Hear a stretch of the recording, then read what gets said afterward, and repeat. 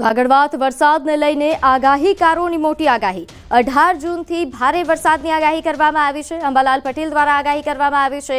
18 થી 26 જૂન કેટલાક વિસ્તારોમાં અતિ ભારે વરસાદની આગાહી છે। સૌરાષ્ટ્રના કેટલાક વિસ્તારોમાં ભારે વરસાદ પડશે। તો વરસાદને લઈને પરેશ ગોસ્વામી દ્વારા પણ આગાહી કરવામાં આવી। 18 થી 24 અને 26 રાજ્યના કેટલાક ભાગમાં ભારેથી અતિભારે વરસાદ થવાની શક્યતા રહેશે। સૌરાષ્ટ્રના કેટલાક ભાગમાં ભારેથી અતિભારે વરસાદ થવાની શક્યતા રહેશે। 16 જૂનથી રાજ્યના અલગ અલગ વિસ્તારોમાં વરસાદો જોવા મળશે, જેમાં 16 થી લઈને 20 જૂન દરમિયાન જે વરસાદોની શક્યતાઓ છે તે સૌરાષ્ટ્ર અને દક્ષિણ ગુજરાતના ભાગોની અંદર છે, જેની અંદર અનેક જગ્યાએ ચોમાસાની શરૂઆત થતી હોય પહેલાના જે વરસાદ એટલે કે જે 48-72 કલાક પહેલા જે વરસાદો થતા હોય એ વરસાદો પડવાનું ચાલુ થઈ જશે અને એકંદરે સૌરાષ્ટ્ર અને દક્ષિણ ગુજરાતની અંદર સારા એવા વરસાદો છે। તો આગળ વાત કરીએ, ડભોઈ પંથકમાં મોડી રાત્રે 4 કલાકમાં 6 ઇંચ વરસાદ ખાબક્યો। અનેક નીચાણવાળા વિસ્તારોમાં પાણી ભરાયા। વિમલ પાર્ક, ગોવિંદ પાર્ક તેમજ ઉમા સોસાયટી, નગરપાલિકા શોપિંગ સહિત અનેક નીચાણવાળી સોસાયટીમાં પાણી ભરાવાની સમસ્યા સામે આવી। તો વહેલી સવારે નીકળતા વિદ્યાર્થીઓ અને નોકરિયાતોને હાલાકી થઈ। નગરપાલિકાની પ્રી મોન્સૂન કામગીરી પર સવાલ ઉઠી રહ્યા છે। તાત્કાલિક ધોરણે પાણીના નિકાલ માટે પાલિકા કામે પણ લાગી ગઈ છે। નગરપાલિકાને એવી વિનંતી છે કે આ જે દબાણો છે તે દબાણો તમે હટાવો, વરસાદી કાચ ચોખ્ખી બનાવો, વરસાદી કાચ પહોળી કરો અને સ્લેબ ડ્રેન અને નાળા પાક્કા બનાવો। તો અમને આ દર વર્ષે જે કષ્ટ ભોગવવું પડે છે, જે વેઠવું પડે છે, કે તમે આગળ આવો તો તમને ખબર પડે, અમારા ઘરમાં રહી જાઓ તો તમને ખબર પડે કે કેવી તકલીફ પડે છે। જી, તો હાલ જે વરસાદની પરિસ્થિતિ છે તેને લઈને વધુ વિગત સાથે આપણી સાથે સંવાદદાતા હાર્દિક જોડાઈ ગયા છે। હાર્દિક, ડભોઈમાં હવે કેવી પરિસ્થિતિ? બિલકુલ જો ડભોઈ સહિત વડોદરા શહેર જિલ્લાની વાત કરીએ તો ગઈકાલે સાંજથી જે છે તે વરસાદી માહોલ જોવા મળ્યો હતો। જ્યારે ડભોઈની વાત કરીએ તો રાત્રિ દરમિયાન 4 કલાકમાં 6 ઇંચ વરસાદ જે છે તે ખાબક્યો અને આ જે વરસાદ પડ્યો તેમાં લોકોના ઘરોમાં, સોસાયટીમાં પાણી જે છે તે ભરાઈ ગયા છે। લોકોને હાલાકી વેઠવાનો વારો આવી રહ્યો છે। ડભોઈ સિવાયની જો વાત કરવામાં આવે તો પાદરા, સાવલી, કરજણ, વાઘોડિયા, સિંદોર અને વડોદરા શહેરમાં વરસાદી માહોલ જે છે આજે વહેલી સવારથી જોવા મળી રહ્યો છે। જી, આભાર માહિતી આપવા બદલ। તો હાલ જે રીતે સંવાદદાતાએ જણાવ્યું કે હાલ તમામ રસ્તાઓ પર પાણી ભરાઈ ગયા છે, લોકોને હાલાકી ભોગવવાનો વારો આવ્યો છે। તો ભાવનગરના સિહોર તાલુકાના ટાણા ગામમાં વીજળીના કડાકા ભડાકા સાથે ધોધમાર વરસાદ વરસ્યો। સિહોર તાલુકાના વરલ ગામની નદીમાં પાણીનો ધસમસતો પ્રવાહ વહેતો થયો। ખોડાપુર વરલથી ભાખર જવાનો રસ્તો બંધ થયો। ધોધમાર વરસાદ થતા ગામોમાં વૃક્ષ પડી ગયા છે। વીજળીના કડાકા ભડાકા સાથે ભારે પવન સાથે વરલ તથા આજુબાજુના ગામોમાં ધોધમાર વરસાદ વરસ્યો છે। જિલ્લાના ટાણા, વરલ, ગુંદાળા, અગિયાળી, બેકડી તેમજ થોરાડી અને દેવગાણા, આ ઉપરાંત બોરડી, બુઢડા, લવરડા, વાવડી, રાજપરા અને થાળામાં પણ વરસાદ નોંધાયો। તો સાથે સરકટિયા વગેરે ગામોમાં વરસાદ નોંધાયો છે।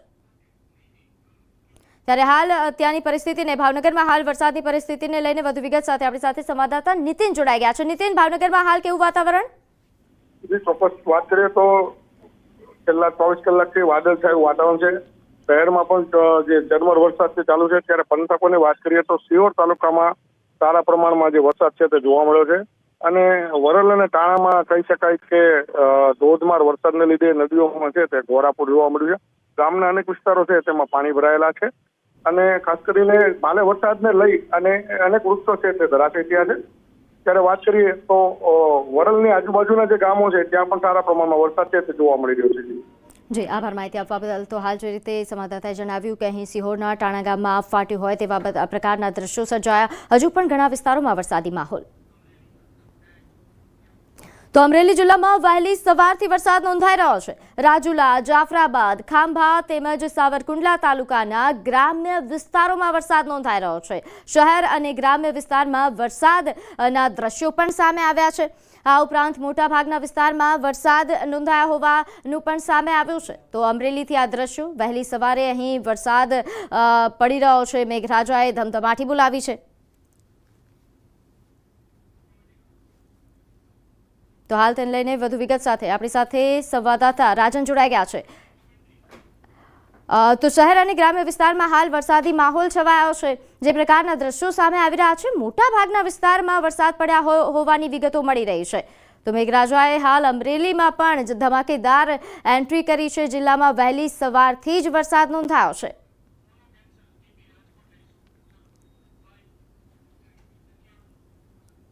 તો આ તરફ રાજકોટ જિલ્લામાં વરસાદી માહોલ જામ્યો છે. ઉપલેટા સહિત આસપાસના વિસ્તારમાં વરસાદી માહોલ છવાયો. ઉપલેટા શહેર તેમજ ગ્રામ્ય વિસ્તારમાં વરસાદ વરસ્યો છે. તો ઉપલેટા તાલુકાના ગઢાડા, મોજીલા, ખાખરિયા સહિતના ગામોમાં પણ વરસાદ નોંધાયો છે. વહેલી સવારથી જ જોરદાર વરસાદનું આગમન થયું. વરસાદમાં આગમન થતાં જ અહીં ખેડૂતોમાં હર્ષની હેલી છવાઈ છે, કારણ કે ચોમાસાની રાહ જોઈ રહ્યા હતા ખેડૂતો. તો આ તરફ ડાંગ જિલ્લામાં વરસાદી માહોલ છવાયો છે. જિલ્લાના વાતાવરણમાં ગાજવીજ સાથે વરસાદ વરસ્યો. ખાપરી, પૂર્ણા, ગીરા, અંબિકા નદીમાં નવા નીર આવ્યા. ભારે વરસાદને લઈને શિવઘાટના ધોધનું રૌદ્ર સ્વરૂપ જોવા મળ્યું. શિવઘાટ નજીક માર્ગ પરના ધોધનો વિડીયો પણ વાયરલ થઈ રહ્યો છે. તો ડાંગમાં વરસાદી માહોલના દ્રશ્યો. તો ડાંગ જિલ્લામાં વરસાદી માહોલ છવાઈ રહ્યો છે, જેના કારણે આપ ધોધના દ્રશ્યો જુઓ. ધોધે જાણે રૌદ્ર સ્વરૂપ ધારણ કર્યું હોય તેવા પ્રકારનો વિડીયો સામે આવ્યો છે, જે વાયરલ પણ થઈ રહ્યો છે. આ ઉપરાંત ખાપરી, પૂર્ણા, ગીરા, અંબિકા નદીમાં પણ નવા નીરની આવક થઈ છે. તો શિવઘાટ ધોધનું રૌદ્ર સ્વરૂપ જે સામે આવી રહ્યું છે. નોંધ્ય છે કે હજુ તો ચોમાસાની શરૂઆત છે અને ડાંગ જિલ્લામાં હાલ જે પ્રકારનો વરસાદી માહોલ છવાયો છે, મોટાભાગની નદીઓમાં નવા નીર આવ્યા છે.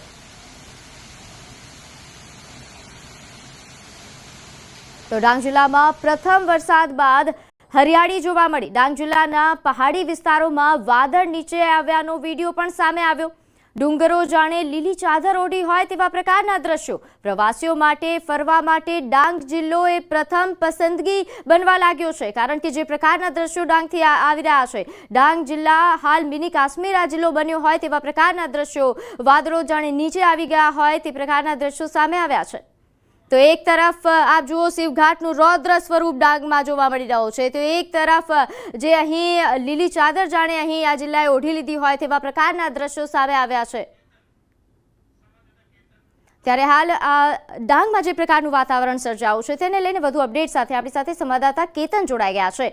કેતન, હાલ ડાંગમાં કેવા પ્રકારનું વાતાવરણ, શું વધુ અપડેટ?